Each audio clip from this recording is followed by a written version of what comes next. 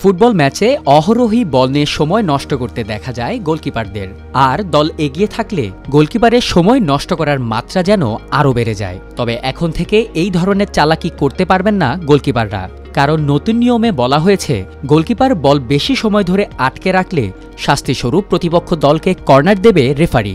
ফুটবলের এই নতুন নিয়ম কার্যকর হবে ফিফা ক্লাব বিশ্বকাপ থেকে। ইন্টারন্যাশনাল ফুটবল অ্যাসোসিয়েশন বোর্ড IFAB'র সভায় অনুমোদন হওয়ার আগে ইংল্যান্ডের লিগ 2 এবং মাল্টা ও ইতালির ফুটবলে পরীক্ষামূলকভাবে চালু করা হয়েছিল নতুন এই নিয়ম।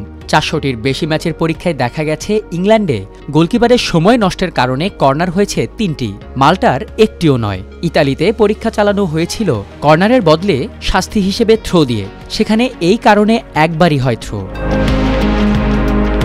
গোলকিপাররা ইচ্ছাকৃতভাবে বল আটকে রেখে সময় নষ্ট করলে এখনও শাস্তি দেওয়া হয়। সেক্ষেত্রে একজন গোলকিপার 6 সেকেন্ডের বেশি সময় নষ্ট করলে প্রতিপক্ষকে পরোক্ষ ফ্রিকিক দেওয়া হয়, যার মানে হলো গোলমুখে শট নেওয়ার আগে আরেকজন ফুটবলারকে পা ছোঁয়াতে হবে। এমন কিছুতে গোল হওয়ার সম্ভাবনা বেশি থাকে বলে এই শাস্তি সহজেই দিতে চান না রেফারিরা। গোলকিপারদের সময় নষ্টের ঘটনায় যথাযথ শাস্তি নিশ্চিতে সাজার ধরনে পরিবর্তন এনে কর্নারের নিয়ম করেছে IFAB।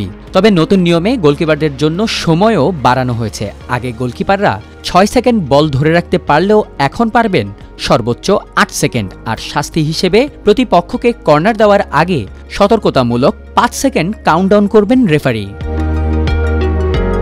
নর্দার্ন আয়ারল্যান্ডে আয়োজিত IFAB'র সবশেষ বৈঠকে সবার ভোটে কর্নারের এই নতুন নিয়ম অনুমোদন করা হয়েছে বলে জানিয়েছে BBC, যেখানে মোট ভোট সংখ্যা 8টি, এর মধ্যে ফিফার ভোট 4টি, আর বাকি 4 ভোট সংস্থাটির প্রতিষ্ঠাকালীন সদস্য ইংল্যান্ড, ওয়েলস, স্কটল্যান্ড ও আইরিশ ফুটবল অ্যাসোসিয়েশনের। ফুটবল খেলায় যে কোনো নতুন নিয়ম প্রবর্তন করতে এই IFAB'র সদস্যদের 3/4 ভোটের প্রয়োজন হয়।